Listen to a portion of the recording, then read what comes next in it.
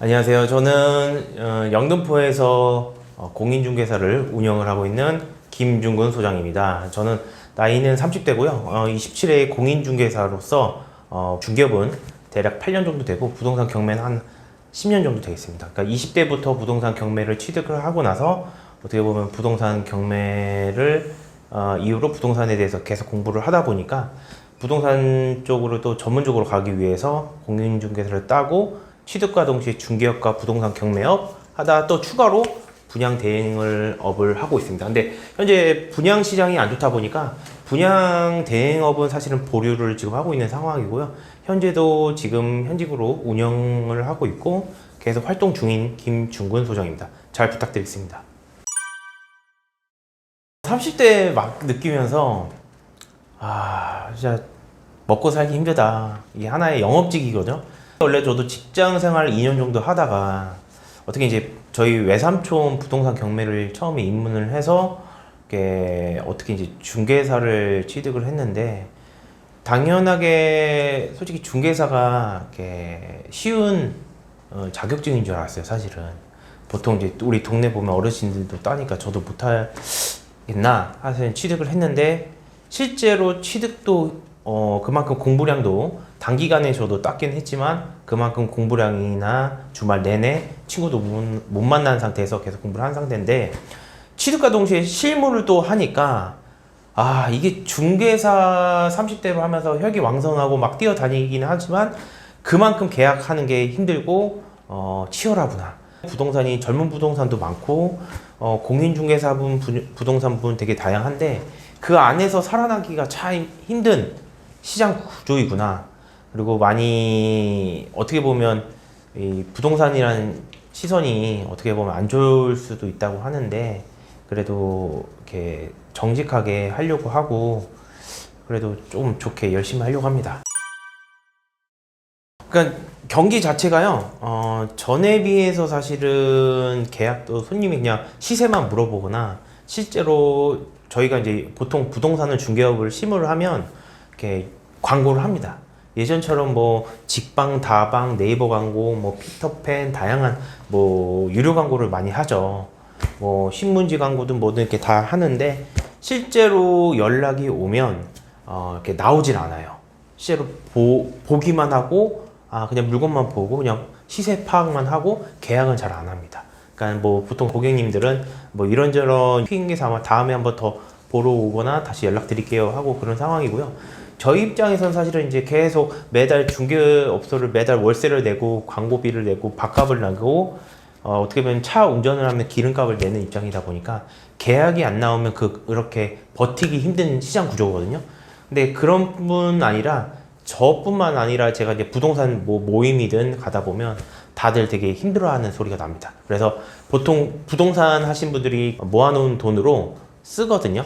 지금 쓰면서 버티고 있는 상황이고 실제로 제가 요즘 뭐 부동산 이제 건축하신 분들이 뭐 안산이든 뭐 요즘 전세 사기 강서구든 해서 자살하는 사람이 건축주분이 많다고 하더라고요. 저희 보통 이제 분양하신 분들한테 물어보니까 실제로 이게 자금이 탄탄하게 있으면 분양이 안 돼도 천천히 매각하면 상관이 없는데 실제로 이렇게 자금력이 부족해가지고 이렇게 어느 정도 분양이 안 되다 보니까 자금력이 딸려서 이렇게 어느 정도 이제 자살하신 분도 많다고 하더라고요, 건축주분이. 그래서 이게 저뿐만 아니라 부동산 경기가 안 좋은 시장이가 맞구나. 그리고 제가 또 동일하게 하면 저 같은 이제 동일한 공인중개사 분들이 폐업을 하거나 직원들이 많았던 이제 부동산들도 많이 사라지더라고요. 그래서 요즘에는 부동산 경기가 안 좋고 규제도 많이 계속 부동산에 대한 규제나 여러 가지 중개업소 계약서에 대한 강화나 여러 가지 정책들을 많이 하다 보니까 예전에 비해서 확실히 부동산 경기가 안 좋다는 걸 많이 체감합니다. 저는 이게 성향이 사실은 약간 밖에 활동하고 사람 만나는 걸 좋아하더라고요. 그리고 습관이 되게 단순한 걸 못하다 보니까 예를 들어서 A라는 거를 뭔가 1년 정도 익숙해지면 B에 대해서 또 관심을 갖는 성격이더라고요. 그러니까 호기심도 많고 그런 성격이다 보니까 그러니까 직장 생활 처음에는 1년 동안 너무 재밌었어요.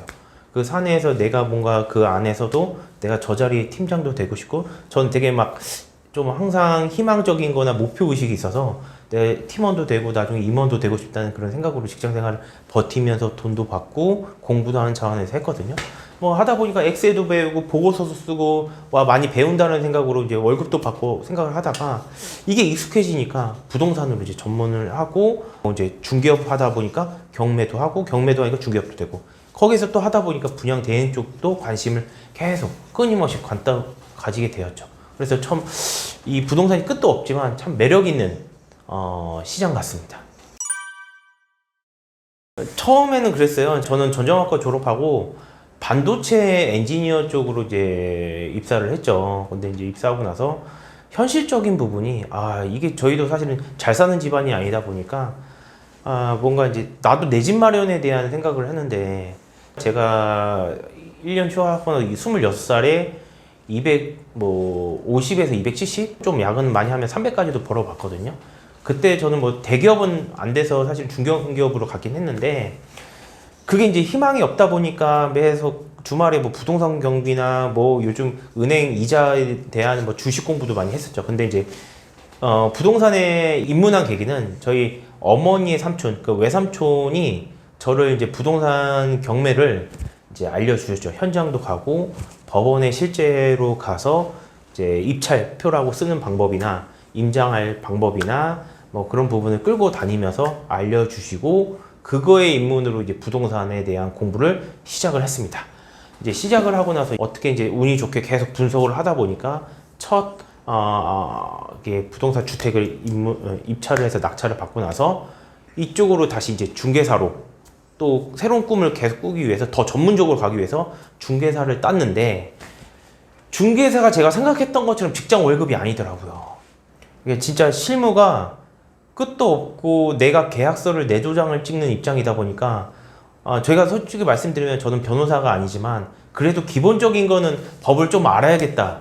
그래서 법 공부도 솔직히 이게 하나도 모르는 상태에서 공부를 하고 계약서 작성하는 방법, 매물 확보하는 방법, 뭐 광고 올리는 방법, 그거에 대해서 광고 잘못 올리면 과태료 나가니까 그거의 방법, 그런 게 끝이 없죠. 그래서 저희는 그래도 거기에서 버틸 사람은 버티고 거기에서 계약을 못하면 그런 시장이 나옵니다. 그래서 처음에는 저도 전문적으로 이게 멋지고 사무실에 일할 줄 알았는데 이게 저희가 손님을 태우고 계약을 하고 하자가 있으면 해결하고 잔금 때까지 신경을 계속 쓸 수밖에 없는 그런 직업이라고 생각하면 됩니다. 그렇게 생각할 수 있어요. 사실은 저도 솔직히 말씀드리면 공인중개사가 아닐 때는 너무 비싸다. 그냥 종이 한 장 쓰는 거 몇백만 원이라고 하는데 저 말고 여기에서 뭐 공인중개사 분들이 많이 보시면 아실 거예요. 저희가 중개업 자체가 사무실에서 앉아서 그냥 쉽게 계약서 쓰는데 그만큼 힘들거든요. 매물 작업도 해야 되고 주인분하고 소통을 해야 되고 세입자분 만기도 생각을 하고 물건에 대한 확보도 이야기하고 그다음 솔직히 말씀드리면 여러 가지 손님 그 매수인, 매도인, 뭐 임대인, 임차인 중간에서 말실수 한번 하면 기분 상하거든요, 사실은. 그래서 그거에 대해서 중재를 하고 하다 보기 때문에 감정 소비도 힘들고 에너지 소비도 힘들어요. 그 한 계약을 쓰려고 하면 뭐 많게는 수십 건도 하지만 그만큼 계속 그 중간에서 힘들게 아둥바둥하면서 계약을 하는 거라서 저는 이렇게 조금 어떻게 보면 이렇게 중개사분이 아닌 분들은 욕할 수 있어요. 하여튼 저희는 열심히 이제 중개사가 되니까 그냥 열심히 하고 안전하게 그냥 하려고 합니다.